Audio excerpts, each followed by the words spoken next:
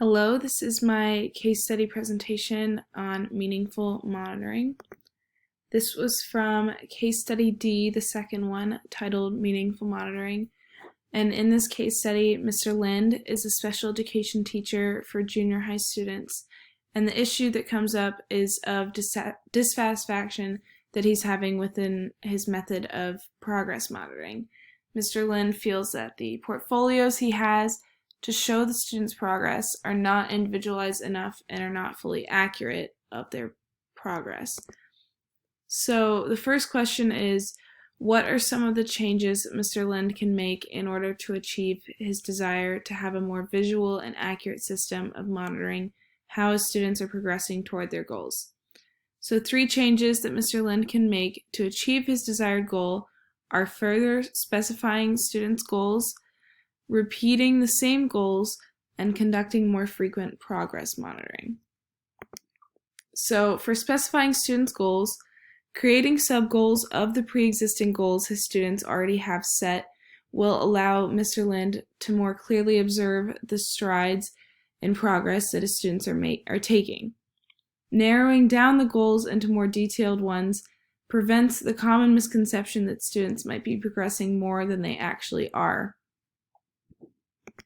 And then repeating goals. The process of repeating goals requires students to practice necessary skills until they have mastered it.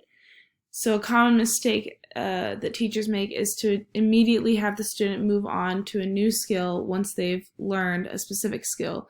And this leads to regression of the original skill. And then making the repetition of goals a requirement will let Mr. Lind know where his students actually stand in terms of accomplishing their goals. Because they might have accomplished it once, but can they do it again? Frequent monitoring. With more frequent monitoring, Mr. Lind will be able to see where each student is where they are at as they progress, not just at the beginning and at the end. They can see more of the middle part. So by doing this, he'll be able to determine what assessment methods to use for each child, also making their progress portfolios more individualized. Additionally, with more frequent monitoring, Mr. Lind will be able to create accurate charts representing each student's progress. So for the starting point, question 2 asks, where should Mr. Lind start in developing his monitoring system?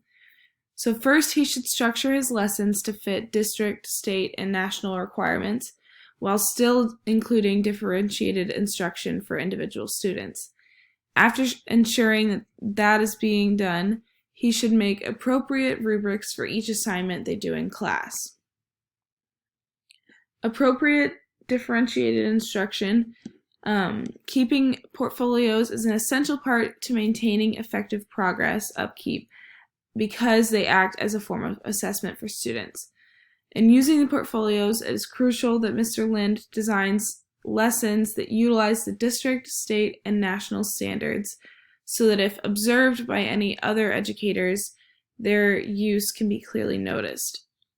While creating lessons that fit the general requirements, it is also key to include differentiated instruction so as to appeal to each student's needs. For assignment rubrics, the next essential step would be to create detailed rubrics for each assignment or project and make them easily accessible for all students. This allows for students to see what is expected of them, receive feedback, and work on areas in need of improvement.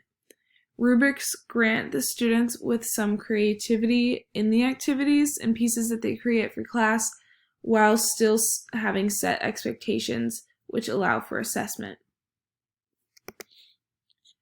Finally, meaningful monitoring of student progress is a huge part of student success, but can be tricky to accomplish by teachers. Implementing a strong system of creating detailed goals, focusing on them, and frequently monitoring the students allow the teacher to practice meaningful monitoring. This does not mean that Mr. Lind needs to change his monitoring system, though. In fact, he shouldn't. Rather, he should use these strategies to boost the method of using portfolios that he already has in place. which can be done through the 3 strategies above, as well as incorporating differentiated instruction and detailed rubrics. And here is my bibliography, and that is all. Thank you.